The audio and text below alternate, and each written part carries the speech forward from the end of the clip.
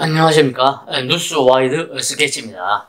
오늘은 러시아의 자주포 ES-35 코알리아 SV150mm 자주포에 대해서 알아보도록 하겠습니다. 러시아가 차세대 자주포로 개발한 이 자주포의 성능 및 생산량 등에 대해서 알아보도록 하겠습니다.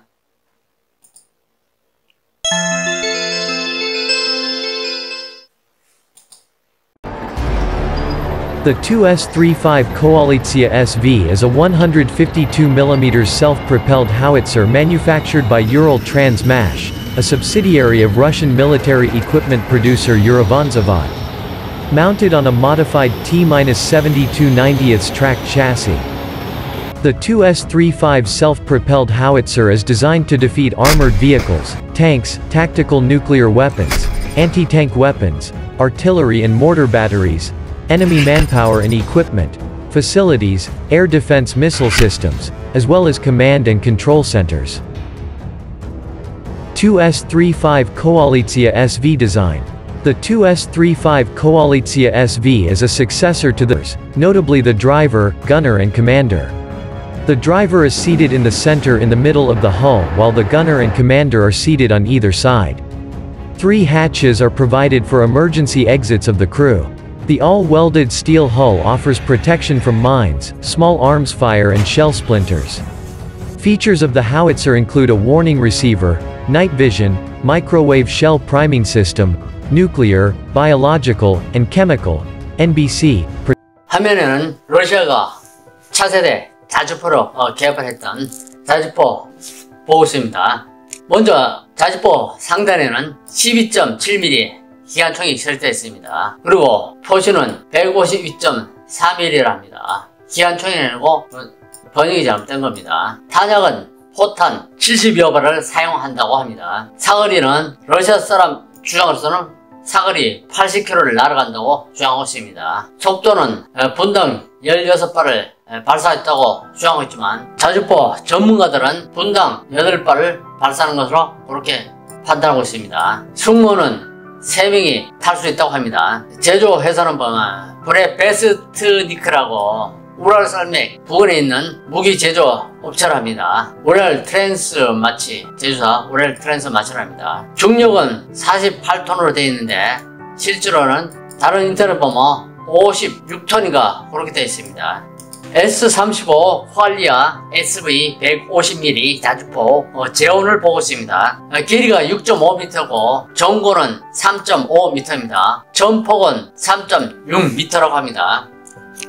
중량은 55톤입니다. 앞에서 56톤이라고 했는데 55톤이 맞는 것 같습니다. 장갑은 최대 17mm를 했는데 이 장갑은 자주포 하체가 탱크 자체를 사용하기 때문에 탱크 장갑이 최대 17mm라 그렇게 주장하는 것 같습니다. 주무장은 152.4mm 포입니다. 부무장은 12.7mm 기관포입니다.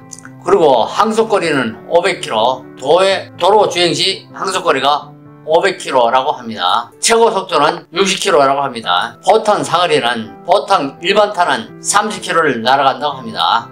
근데 RAP탄 사용 시 70km를 날아갈 수 있다고 합니다. 우리나라 K9도 RAP탄 사용은 70km를 날아갈 수 있습니다. 탄약 적재량은 70발이라고 합니다. 발사 속도는 6발에서 분당 6발에서 8발이라고 하는데 분당 16발은 요거는 러시아 제조업체 주장입니다. 근데 러시아 전문가들은 러시아 아니고 자주포 전문가들은 러시아 자주포 S-35 코알리아의 자주포 분당 16발을 믿지 않습니다. 16발은 이 사람들은 많이 주장입니다. 승무원은 3명이 탈 수 있다고 합니다. 다음은 S-35 코알리아 SV150mm 자주포 특징에서 단점에 대해서 알아보도록 하겠습니다. 먼저 상체가 하체보다 더 큰 가분수 형태입니다. 상체가 하체보다 더 큽니다. 그리고 가분수 형태를 띠고 입다 보니까 무게중심이 상체가 더 무거워서 경사로나 굴곡 부분 주행시 뒤집어질 우려가 높습니다. 인터넷 사진에도 러시아 자주포가 도로 주행 중에 옆으로 뒤집어진 사진을 볼 수 있었습니다. 뒤집어질 우려가 높고 하체에 강한 압력으로 하체가 파손이나 변형, 손상될 확률이 높습니다. 이 상체 무게가 하체를 찍어 누르다 보니까 이 하체가 버틸 수 있는 힘에 강한 압력을 받게 됩니다. 이것이 S35 퀄리아 SV150mm 자주포 단점이라고 할 수 있습니다. 계속해서 포탄을 상체에 보관하는 특징으로 상체 공격으로 파도 시 상체가 폭발하는 형태입니다. 요 보시면은 자주포 상체 부분에 다량의 포탄을 70여 발이라고 하는데 70발의 포탄을 장전하게 되어 있습니다. 보관하고, 그리고 요거는 자동식 장전 방식입니다. 사람이 장전하지 않고 자동식 장전 방식을 채택하고 승무원 3명은 여기서 자주포 하체 앞쪽에 앉아서 운전 및 자주포를 발사를 조정한다고 합니다. 그래서 포탄을 상체에 저장하다 보니까 저희 포탄이 상체에 폭발하면 이 상체가 포탄을 막을 만큼 그렇게 튼튼한 장갑을 갖추고 있지 않습니다. 그래서 이게 폭발 시에 상체가 날아가고 하체에 있는 승무원에도 안전에 위협을 줄 수 있습니다. 포탄을 상체에 보관하는 탱크처럼 자주포도 포탄을 상체에 보관하는 약점을 그대로 갖고 있습니다. 계속해서 ES35 퀄리아 SV150mm 자주포의 특징을 알아보도록 하겠습니다. ES35 퀄리아 SV150mm 자주포는 ES323 마스터 SM 자주포의 설계를 기본으로 업그레이드한 형태라고 보면 맞습니다. ES35는 완전 자동화된 무인 포탑이 가장 큰 특징으로 해당 포탑을 T-72, T-90 탱크의 차체 또는 T-14 아르마타 탱크의 차체에 결합시킨 궤도형 자주포와 8륜 트럭에 장착한 차론형 자주포로 제작할 수 있는 모듈화된 특징을 가지고 있다고 보고 있습니다. 사진을 보기에도 상체가 하체보다 크고 무거운 가분수 형태를 아주 기이한 형태를 띠고 있습니다. 무게중심이 상체에 있다 보니까 경사로나 굴곡부분 등 도로를 벗어난 지역에서는 옆으로 뒤집어질 확률이 다른 자주포에 비해서 상대적으로 높습니다. 그리고 상체 무게가 하체를 찍어 눌러 하체가 강한 압력을 받아 파손이나 변형, 손상될 우려가 높습니다. 총 3명의 승무원이 차체 전면에 캡슐 형태로 탑승합니다. 이 앞쪽분에 3명이 탑니다. T-72와 T-90의 탱크의 차체를 사용하고 있어 탱크 수준의 방어력을 제공한다고 합니다.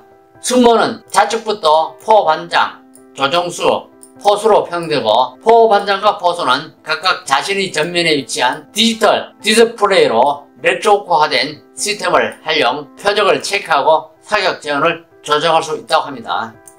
차체 양쪽에는 6개의 보기 룬이 있는 토션바 서스펜션이 현관형태로서 위치하고 있으면서 최고 속도는 시속 60km, 항속거리는 500km라고 합니다. ES35 자주포의 EA88 주포는 최대 70km의 사거리를 갖고 있다고 하는데 포탄에 닿아서 50km와 70km로 달릴 수 있습니다. 완전 자동화된 장전 장치를 사용하면 분당 최대 16발을 사용한다. 이것도 러시아 제조업체 일방적인 주장일 뿐입니다. 아미 테크놀로지 디펜스 블로그 같은 소방의 군사 전문가 및 소속 기관들은 최대 발사 속도를 분당 8발로 분석하고 있습니다. 16발 발사 속도는 확인되지 않은 그들만의 수치라고 볼 수 있습니다. 포탑에는 50에서 70여리 포탄이 장착되면 포탄을 다 쓴 뒤에 포탄 뒷면으로부터 트레이를 통하여 탄약 보급 차량으로부터 자동으로 포탄을 공급받아 지속 사격을 할 수 있다고 합니다. 레이저 경고 수신기와 12.7mm 6S21AWS로 보이는 기관총이 장착되어 있고 내부에는 마이크로파 포탄 프라이밍 시스템을 장착하고 있다고 합니다. 운용하는 탄약으로서는 표준 고폭탄과 적의 전자기기를 제밍을 위한 전자전 탄약, 대전차 집속 탄약, 사거리 연장탄 등 다양한 종류의 탄약을 운용하고 있다고 합니다. 탄약의 사거리는 표준 고폭탄은 30에서 40km, RAP탄 또는 로켓 추진탄은 최대 70km의 사거리를 낼 수 있다고 합니다. 사거리도 확인되지 않은 그들만의 수치라고 볼 수 있습니다. 화면이 퀄리아에서 사용하는 탄도라고 합니다. 후방 부분에 4개의 핀이 장착되어 있어 레이저 신호에 따라 탄도를 수정할 수 있다고 합니다. 아메리카 러시아는 사거리 100km 미래형 자주포 경쟁에서 K라인도 진화 중이라고 합니다. 아메리카 육군은 사거리 70km에 달하는 차세대 자주포 ERCA 개발 중이고 러시아도 차세대 자주포 개발에 에아 사단을 통해 테스트에 나서고 있다고 합니다. 명품 K라인 보유한 한국이 3세대 개발 계획 통해 사거리를 확대 중에 있다고 합니다. 램제트탄, 스마트 정밀 유도 폭탄 등 미래형 포탄을 개발 경영도 하고 있다고 합니다.